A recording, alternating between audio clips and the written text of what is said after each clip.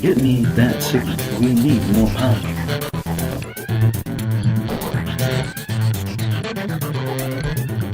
Welcome to the Voice of E. I am your host, Elliott Miller, and in this edition, I'm looking at Dark Horse Comics for October 2013. Now, these aren't all of their releases, just the ones that I've personally selected because I wanted to. You can see the full list on my website at voiceofe.com. Now, the September month-end releases include an all-new series launch, Criminal Macabre, The Eyes of Frankenstein #1. While dealing with ghouls dying all around him and his own mysterious illness, occult detective Cal McDonald encounters the Frankenstein's monster, who needs a new set of eyes. Can a rich entertainer who claims to be the world's foremost authority on the supernatural help the monster regain its sight? It's a perfect starting point for new readers, and Steve Niles' Criminal Macabre returns. And now it's time for a mini review. They told me it was a perfect starting point for new readers, so I went with it. The artwork by Mitten is one of those quirky types, and I guess it grows on you. I'm one of those who go for the realistic look at heart, but I can't appreciate his style, and it added to the story rather than obscuring it. The story itself was pretty interesting. Apparently, the hero, Cal McDonald, is a ghoul, I guess, which just recently happened, and he has some sort of illness that makes him vomit up gobs of black stuff. Hey, he isn't happy about it, but he isn't happy about anything. But he still gets calls from the police for help. Someone is ripping up a library, and it turns out to be Frankenstein's monster. Did you hate when that happens? He's got a problem. He's losing his eyesight, and it's taking him off. Cal has agreed to help him out, as they're old friends. So they poof through a wall, which is some power I guess I don't know about yet, and the issue comes to a close. Somewhere in there we find out that ghouls are dying of some mysterious ailment which is impossible. I'm still wrapping my head around the fact that the ghouls are the good guys. Crazy. The story is drawing me in. I'm not sure how I feel about Cal, although Steve Niles has given him a pretty good violence-laden sense of humor, which earns him some points in my book. I'll come back next month for more. Next, Empowered Special 9 Beers with Ninjette. Yes, 9 beers with Ninjette. Kick back and have a cold one with hearty partying Ninjette, Empowered's best friends forever, as she weaves a boozy yet poignant tale of ninja magic, complete with fighting, flirting, and swing dancing with the Maid Man, not to mention the outwitting of Jet's monstrous thug of a father. Drink up. Story and bonus art by Adam Warren. Spectacularly illustrated by manga creator Takashi Miyazawa. Over 100,000 Empowered graphic novels are in print. And released last week was The Occultist #1. An evil witch doctor needs the book of spells known as the Sword to reject the occultist. He needs the weapon itself to decide that he is a bad host in the ongoing war against the realm of the dead.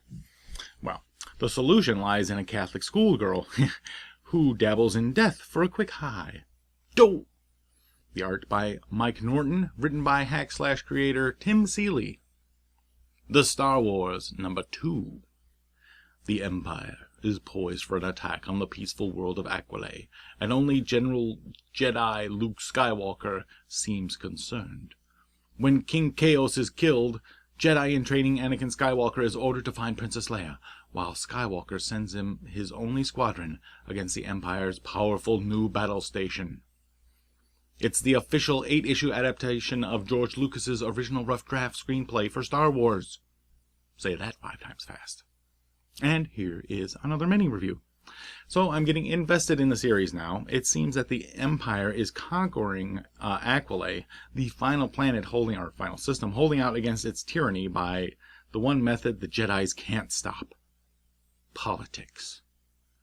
Anakin is now Luke's apprentice, and he is sent to retrieve the princess from school. She turns out to be a real princess, and he has to drag her off, knocking her unconscious in order to get her to shut up and cooperate. The Empire unleashes the Death Star, which turns out to be much less deadly in this universe. It can't blow up a planet, and 6 starfighters pretty much take it out of action until politics rears its ugly head. Now, the king is dead, the Senate surrendered, General Skywalker is angry, and the princess and Anakin are missing. The only thing that threw me for the biggest loop was the Death Star being such a pushover, and not even having any fighter support. Both R2 and 3PO make their appearance in this issue, and R2 can talk. I prefer the non-talking R2, as now they sound like an old married couple. Despite this, it's still a fun ride. Most people other than Skywalker seem like bumblers rather than rebels, and he just seems angry all the time. Things look pretty grim at this point, but it's got me looking forward to issue number 3, and that's the whole point, isn't it? Released this week from Dark Horse was Creepy Comics number 14. You can't believe how many things there are to be afraid of. First, forget black cats. Ray Fawkes and Tom Coker will make you terrified of blackbirds. And Matthew Southworth takes you further into the dark than you've ever imagined. Better learn to read from behind your fingers. Ah! Elfquest Special, The Final Quest. This is a one-shot. For generations, the elves sought a safe haven against all who would do them harm. But the dream that Chief Cutter and his wolf riders fought and died for may be the very thing destroying them. The skills that helped them survive the harsh world are fading, and the growing threat of a tyrant obsessed with exterminating all elves makes for a disastrous brew that must surely boil over. Winner of the Golden Pen Award from the Young Adult Advisory Committee, an oversized prologue to the Elfquest The Final Quest series. Star Wars number 10. Luke Skywalker and Wedge Antilles have infiltrated an Imperial destroyer, but now 9,000 stormtroopers are searching for them. Hello! Hello! And Darth Vader is aware of their presence. Completing their mission and escaping with their lives may be an either-or proposition. Meanwhile, the Rebel fleet prepares for an Imperial assault. Artist Carlos D'Anda returns. Legendary Star Wars cover artist Hugh Fleming. And coming next week from Dark Horse comes BPRD Hell on Earth number 112. As Liz flees the monster-filled hospital, her conscience kicks in and she thinks of everyone she left behind at the mercy of the Mad Doctor. She has to return to save them, but what can she do when she remains powerless? Can she find the fire again? Fire! Fire! Cover by Raphael Albuquerque, and art by Eisner winner Tyler Crook. Bloodhound Crowbar Medicine number 1. Travis Clevenger may not have superpowers, but he can put a beat down on anyone who does. Consulting with the FBI in exchange for release from prison, Cleve is getting his life together when a rogue superhuman's destructive rampage and a scientist's response shock the nation, leading to Cleve's biggest case yet. From Dan Jolly and Leonard Kirk. Variant cover by co-creator of Red, Cully Hamner. Then, of course, there's Buzzkill number 2. Ruben's attempt at a 12-step recovery stalls before it begins, as an army of supervillains, led by his old nemesis, Brutal Juice, assembles against him. But the alcohol-fueled superhero won't give up yet, and before this blood-soaked issue is through, one of them will recognize a higher power. Featuring Henry the Teleporting Goat. Co-written by Toadie's drummer, Mark Resnick. Yeah, him. A gorgeous new miniseries from Geoff Shaw. SHOOT. First, number 1. Shoot first, number 1. Get that? The Secular Humanist Occult Obliteration Task Force. Defending humanity from angels, demons, and a bunch of other crap.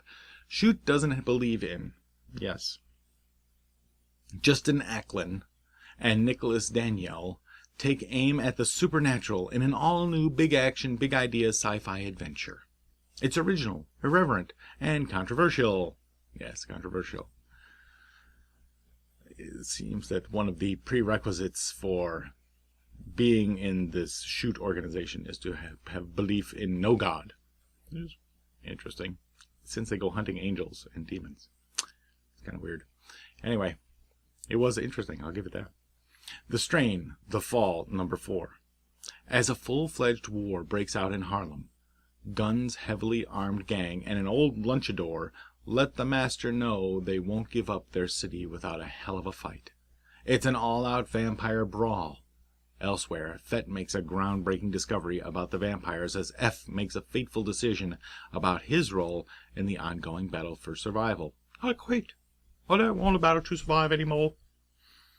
Coming to the FX network in 2014. Yes, The Strain. Well, there you go. That's it for now. Thanks for joining me for this Dark Horse Comics update. Stay tuned for more comic, gaming, and geek culture news from the Voice of E. I am your host, Elliott Miller, and until next time, keep your mind free. Get me that signal. We need more power.